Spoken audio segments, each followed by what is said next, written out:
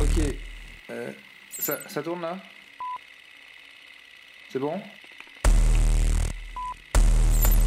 C'est bon pour les HF, Agathe? Donc, alors on va commencer l'interview. Alors, première question. Est-ce que tu pourrais me parler de Dirty Record? Wow.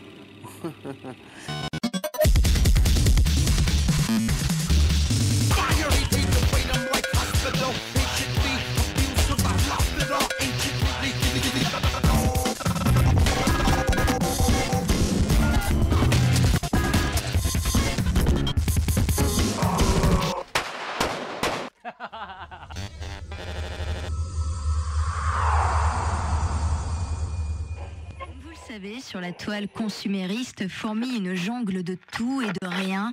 Et dans cet immense fourre-tout, j'ai trouvé un net label qui lui vaut carrément le coup d'oreille. C'est Da Hardit Records.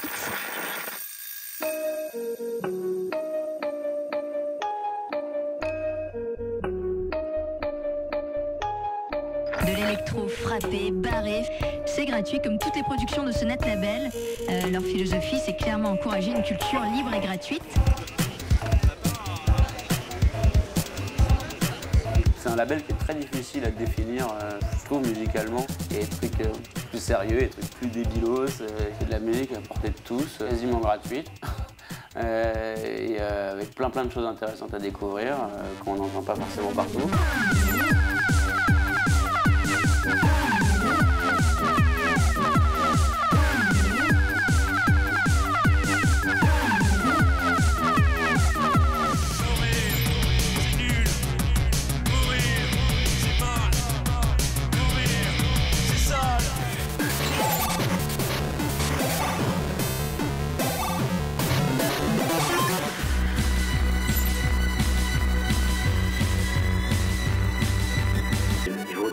De terre et de feu.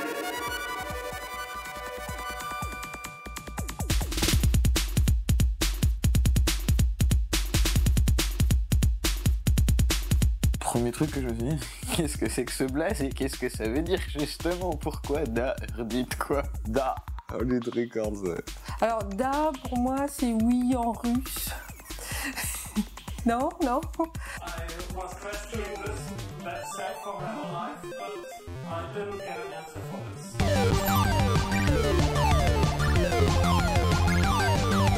Da, moi je le prends un peu comme une espèce de ouais. Et puis Hardit, pour moi je le prends comme entendu. Da, c'est censé être de, T-H-E en anglais, mais avec l'accent ghetto, il me semble, non? Ouais, écoute ça, quoi, écoute ça. C'est le truc cool, c'est le truc à la mode ou c'est l'hype quoi, c'est genre ouais, bah ouais, je connais.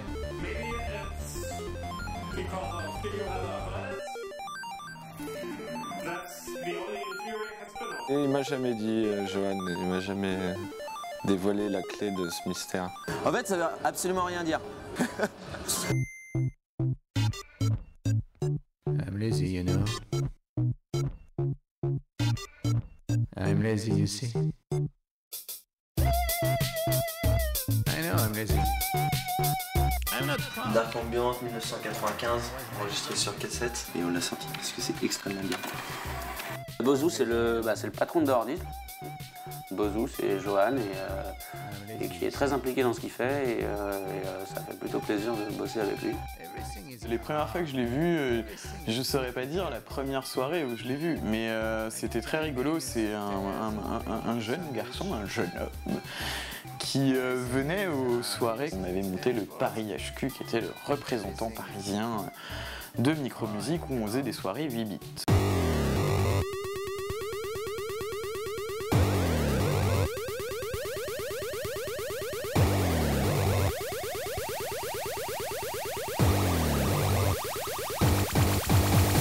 Un jour, a débarqué Johan Meyret, 15 ans et demi, fou comme une barrique, mais extrêmement motivé, intéressé par tout ça. Je l'ai vu une fois dans un concert où on se réunissait, et je voyais, ça sentait tout de suite ces petits gars bien motivés qui en voulaient quoi. Bah, je me me rappelle quand il avait 14 ans, il buvait des bières, il vomissait et il dormait. Ouais, moi quand je serai grand, je monterai un magasin de disques et je serai un label de musique. C'est quelqu'un d'assez hyperactif, très enthousiaste. Bozo, des fois il manifeste son enthousiasme de manière un peu... ça peut paraître exagéré. Monsieur, venez voir. Vous switchez on-off pour accélérer le son, vous reculez le son, vous appuyez, vous tapotez. Ça fait de la musique, c'est magique. C'est circuit bendé. Et je me souviens quand les premières fois où je l'ai rencontré, je trouvais que c'était vraiment un petit con qui faisait n'importe quoi et il m'énervait un peu. Et il m'a fallu quelques années avant de le trouver super chouette. Et je crois que quand il a lancé ce label, j'ai beaucoup plus apprécié en fait et j'ai beaucoup plus compris sa démarche en fait, quoi.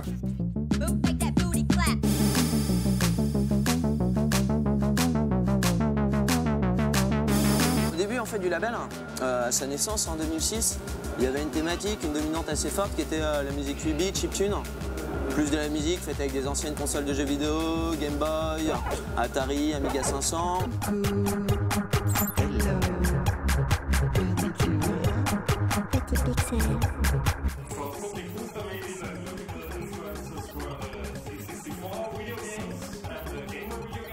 Une Game Boy, c'est un séquenceur, enfin on l'utilise en tant que séquenceur, et donc c'est comme à peu près tous les instruments de musique électronique, il y a tout plein de boutons, on peut enregistrer des séquences.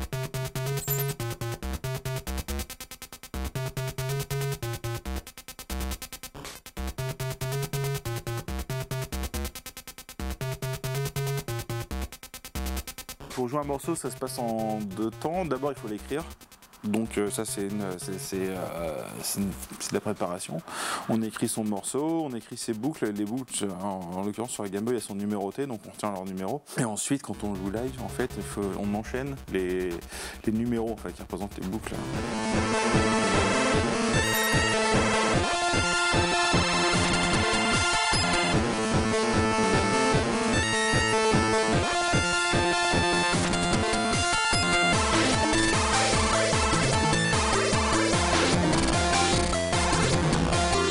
La chip music, au début, ça m'a vachement séduit comme ça, et je voyais de loin qu'il y avait des gars à Paris qui organisaient ce type de soirée.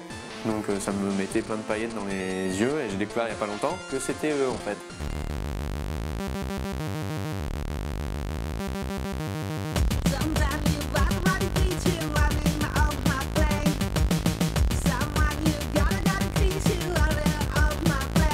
Et Malcolm McLaren qui s'était pointé.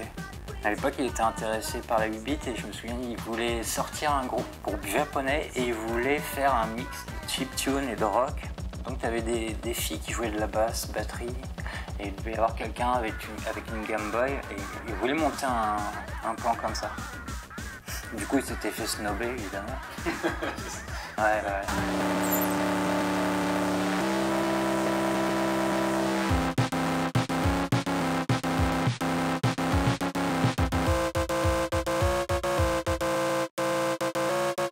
Il y avait quelque chose de tellement déglingue.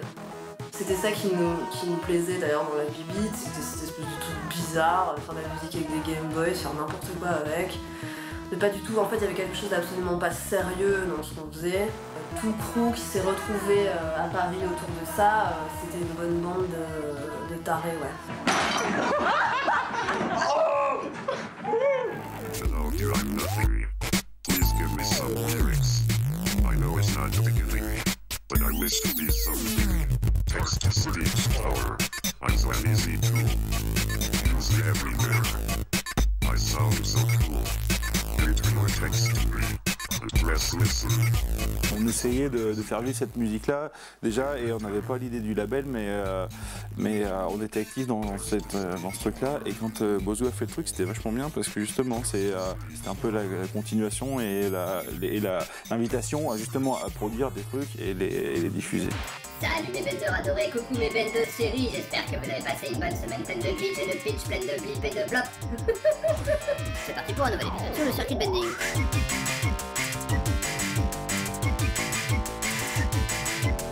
Et cette semaine, on va bender ce joli petit clavier. C'est vrai que le circuit bending, je m'y suis mis à la même période où je commençais à faire une musique électronique avec des sons 8 bits ou typés 8 bits. Le mouvement du circuit bending, ça a été vachement associé à la 8 bits, effectivement. C'est ce qu'on peut appeler aussi de la lutherie électronique.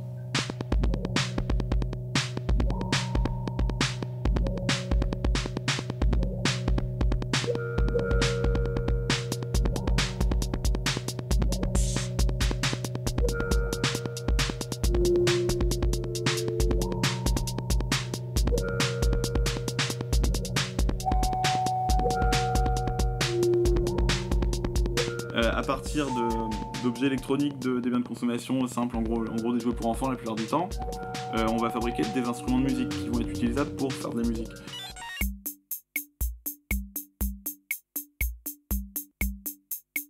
T'as ajouté ton potard ici, mais en bout de course, du coup, on arrive à 0, donc on a un court-circuit. Donc là, il s'agit de trouver la bonne valeur de résistance.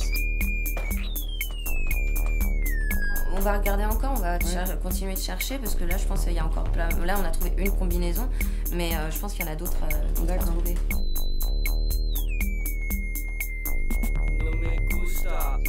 Ça a été une chouette période parce que c'était le circuit bending, ça constituait une possibilité d'avoir beaucoup de sons nouveaux très rapidement. Visuellement, c'est génial, c'est de l'art plastique. Hein. On se réapproprie vraiment le jouet, c'est magique les premières fois où tu modifies ton jouet. Quand tu vois un type de 35 ans en train de jouer avec un jouet pour les nourrissons, un truc d'éveil, et à répéter la même boucle dégueulasse parce que le son c'est des tout petits haut-parleurs et c'est ouais. Pour quelqu'un qui comprendrait pas trop que c'est un atelier et il est en train de créer, de faire du circuit bending, vous avez des gens qui hallucinent.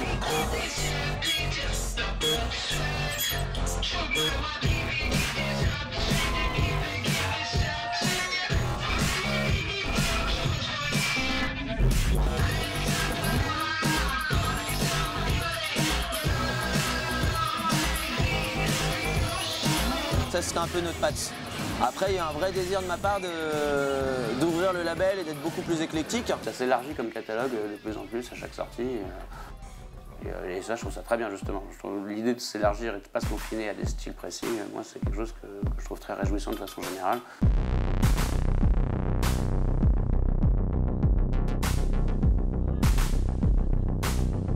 Le label a acquis une certaine notoriété maintenant et du coup c'est pas qu'il s'ouvre aux artistes, c'est que c'est les artistes qui s'ouvrent en fait au label, je pense. Comme j'aime bien dire, demain je pourrais autant sortir du hip-hop que de la chanson française, quoi.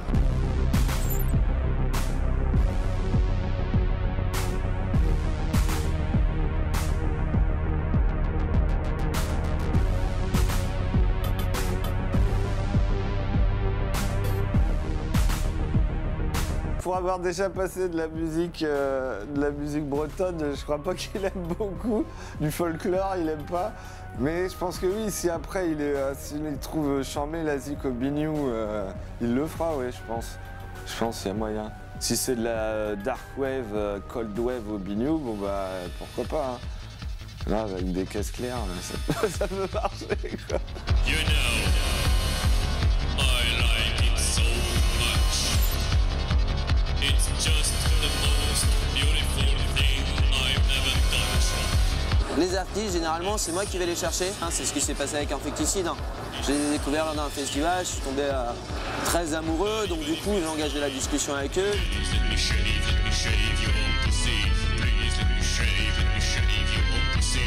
Infecticide, j'ai toujours eu du mal à le définir, mais c'est une sorte de new wave électropunk post-industriel néo-dada, en gros. C'est comme un rêve pour nous d'être ici. Un rêve éveillé en pleine journée. Un truc bizarre où les gens sont pas encore bourrés quand on joue. Dans mes rêves, les gens m'appellent Sardou Michel. C'est parce que je suis un vrai modèle que je suis un vrai modèle. Ils ont proposé de nous sortir sur leur label. On a bien accroché. On s'est revus, on a discuté de tout ça et puis ça s'est fait naturellement.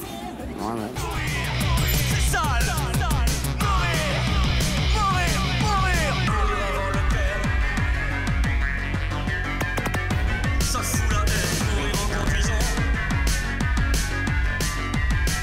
C'est pas trop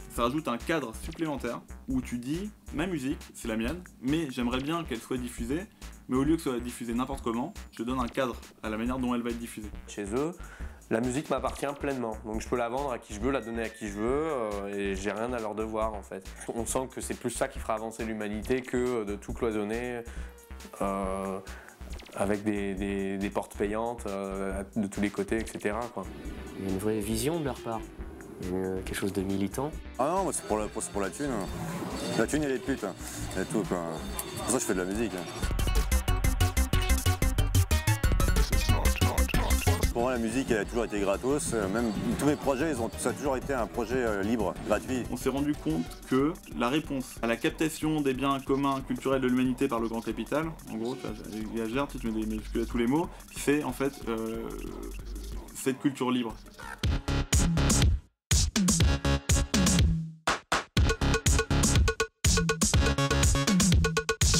Moi je fais ça parce que c'est pratique, tu vois, le côté open, c'est parce que justement t'as pas envie de t'emmerder, t'as envie de faire de la musique et de la diffuser quoi, et t'as pas envie de 15 000 intermédiaires, de te faire chier avec des histoires de droits et de machin. C'est aussi je pense pour ça que pas mal d'artistes sortent pas leurs travaux. Les grosses majors de musique, ça me fait gerber et j'adore aller sur un stand de Hordit et m'acheter un super album à 5 € plutôt que d'aller m'acheter le dernier Moran à 20 €.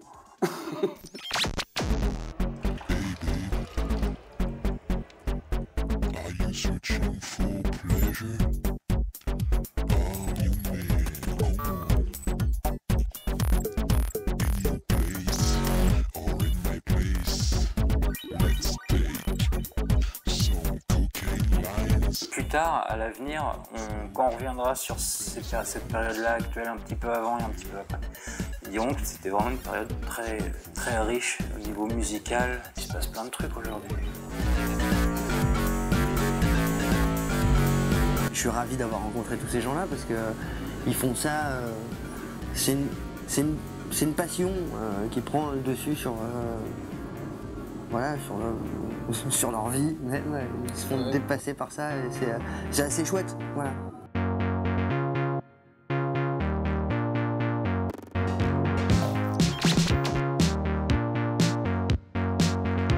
J'ai promis à Bozou de faire un album qui devait sortir à Noël, Noël passé. Et ça s'est pas fait, donc peut-être pour Noël prochain. Prends ta bière aussi. On n'a pas l'impression que j'en bois plein.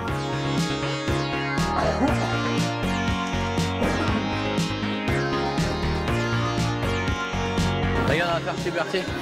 Et Berthier, pense à la vie, pense à la mort. Le hasard n'est pas la potentialité.